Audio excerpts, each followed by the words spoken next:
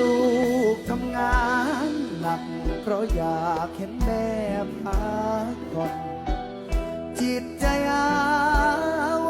รณ์ถึงตอนแม่นั้นลำเค็น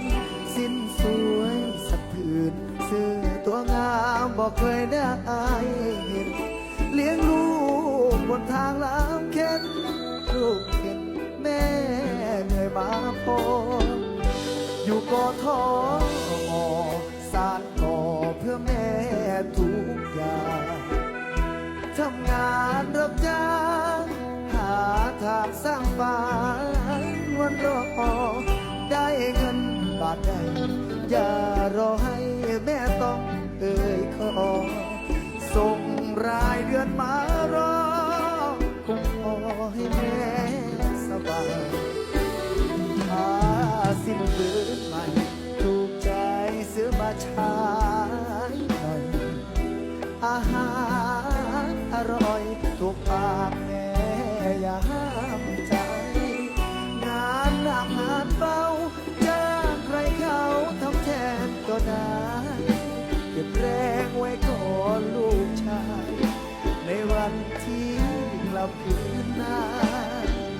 ลูกทำงานหนักเพราะอยากเห็นแม่พักผ่อนสิ่งใดบันทอนปล่อยวางเสียบ้างเถิดนาลูกเสียเหงื่อไป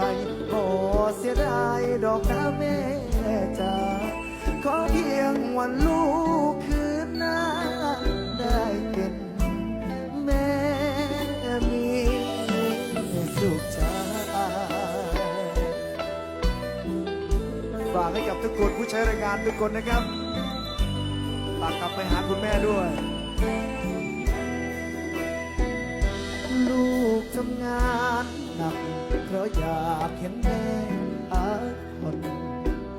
สิ่งใดบันทอนปล่อยวางเสียบ้างเถิดนาลูกเสียเหงื่อไปขอเสียดายดอกนะแม่จ๋าขอเพียงวันลู